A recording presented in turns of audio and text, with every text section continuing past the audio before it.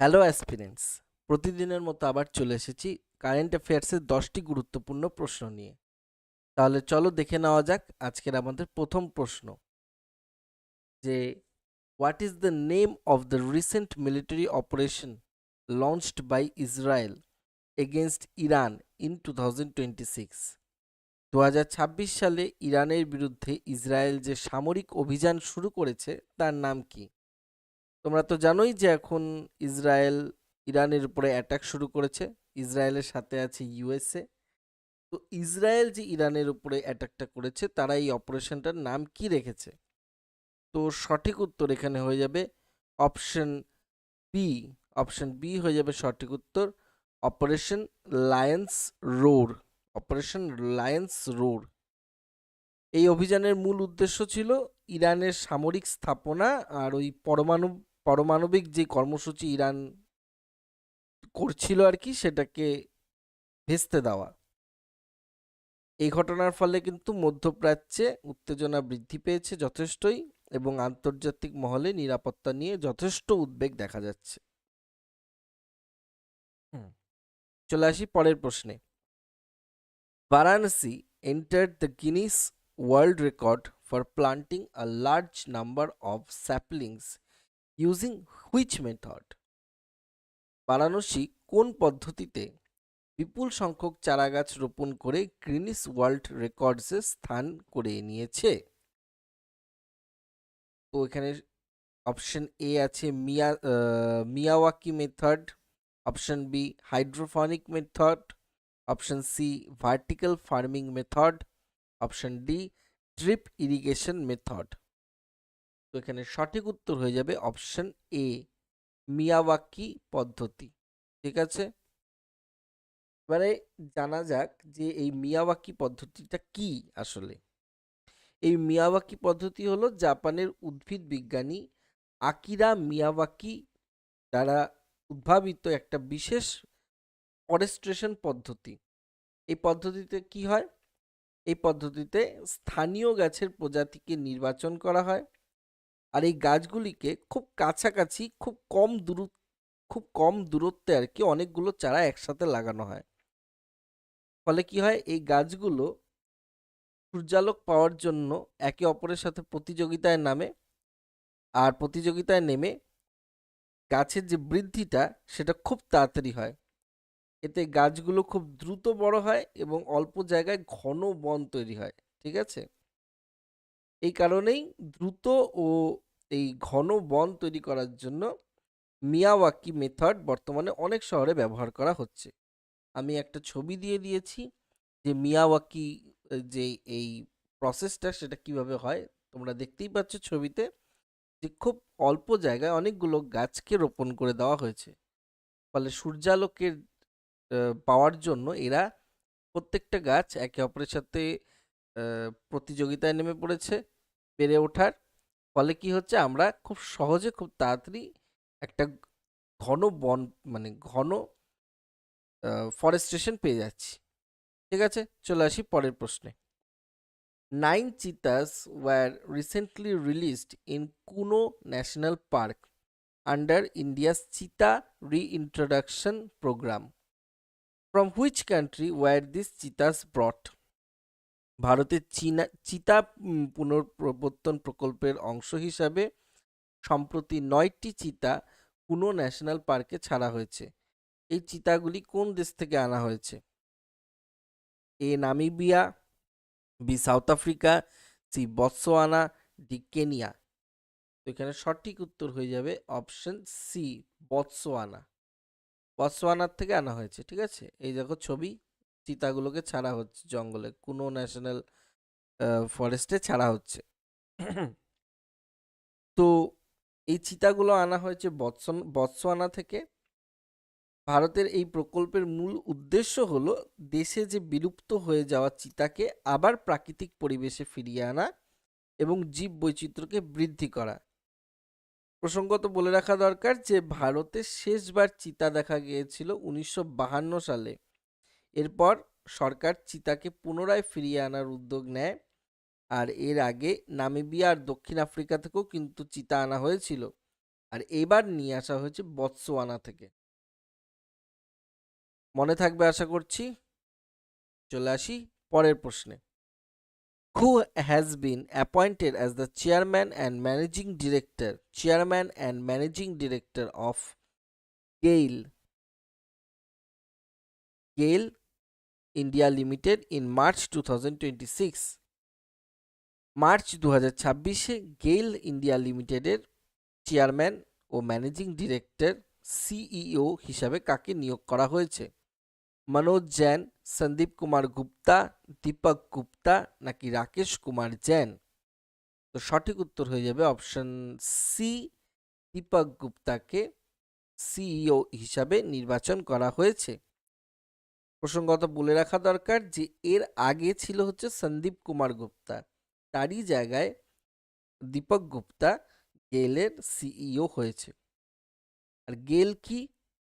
গেল হলো ভারতের অন্যতম প্রধান পাবলিক সেক্টর গ্যাস কোম্পানি, যা প্রাকৃতিক গ্যাসের উৎপাদন, পরিবহন ও বিপণনের সঙ্গে যুক্ত। চলে আসি পরের প্রশ্নে যে Debrigarh wildlife sanctuary recently in news for hosting the Bison Festival is located in which state of India? Bison ফেস্টিভ্যালের জন্য সম্প্রতি শিরোনামে থাকা ডেব্রিগড় বন্যপ্রাণী অভয়ারণ্য ভারতের কোন রাজ্যে অবস্থিত?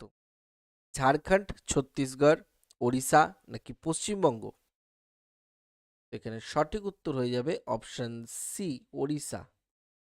ওড়িশায় অবস্থিত হচ্ছে দেবরিগড় ওয়াইল্ড লাইফ স্যাংচুরি। এখানে একটা বাইসন ফেস্টিভ্যাল হয়েছে, ঠিক আছে। আর এই যে বনভূমি অঞ্চলটি অর্থাৎ এই বন্যপ্রাণী অভয়ারণ্যটি ওড়িশা রাজ্যের পশ্চিম অংশে অর্থাৎ হীরাকুদ জলাধার যেখানে আছে তার কাছাকাছি অবস্থিত, ঠিক আছে। চলে আসা যাক আমাদের পরবর্তী প্রশ্নে।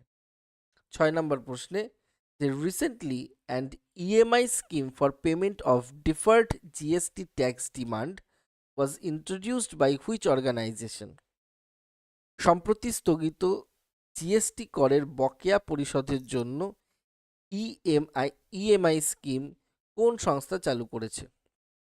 Reserve Bank of India, Reserve Bank of India, Central Board of Direct Taxes, Central Board of Indirect Taxes and Customs নাকি option D, Securities and Exchange Board of India? তো এখানে সঠিক উত্তর হয়ে যাবে সিবিআইসি অর্থাৎ Central Board of Indirect Taxes and Customs, CBIC হয়ে যাবে সঠিক উত্তর। এই ব্যবস্থার কেন করা হয়েছে? কারণ কি এই ব্যবস্থার মাধ্যমে করদাতারা যদি তারা অনেক দিন ধরে জিএসটি না দিয়ে থাকে তাহলে একবারে হঠাৎ করে তার থেকে জিএসটি সংগ্রহ করাটা একটু কষ্টকর ব্যাপার। সে একবারে এতটা জিএসটি নাও দিতে পারে, তার ক্ষমতায় নাও কুলোতে পারে, তার জন্য এই সিস্টেমটা আনা হয়েছে। ইএমআই সিস্টেমের মাধ্যমে সে তার যে বাকি থাকা কর সেটা পরিশোধ করতে পারবে। এর ফলে কি হবে? ব্যবসায়ীদের উপরে হঠাৎ বড় আর্থিক চাপ কমবে এবং কর পরিশোধের প্রক্রিয়াও কিন্তু সহজ হবে। আর এই সিবিআইসি কি? এই সিবিআইসি হলো ভারতের অর্থ মন্ত্রকের অধীনে একটি গুরুত্বপূর্ণ সংস্থা যা মূলত জিএসটি, কাস্টমস শুল্ক এবং অন্যান্য পরোক্ষ কর পরিচালনা ও নিয়ন্ত্রণ করে থাকে। চলে আসি আমাদের পরবর্তী প্রশ্নে, 7 নম্বর প্রশ্নে। Which Indian state recently led the country in deceased organ donation?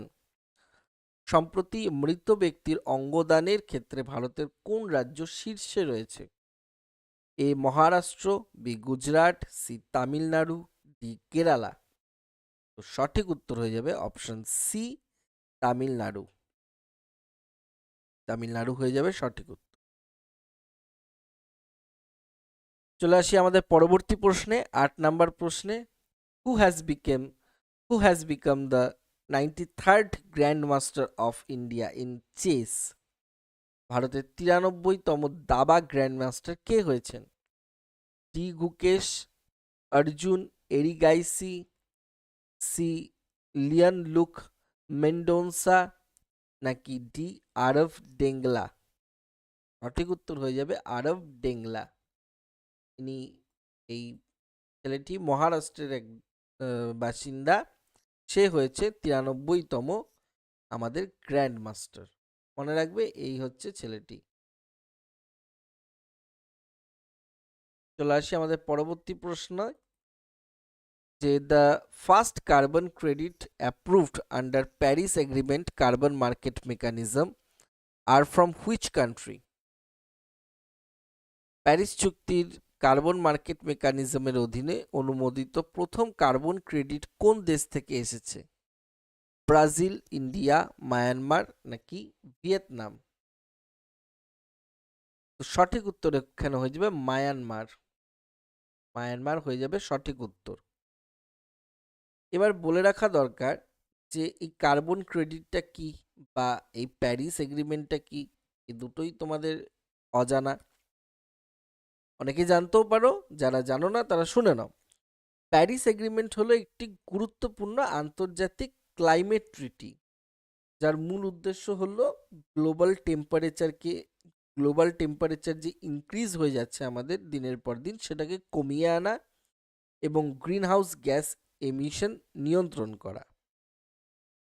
আর এই চুক্তির অধীনে একটি কার্বন মার্কেট মেকানিজম তৈরি করা হয়েছে। এই ব্যবস্থায় যদি কোনো দেশ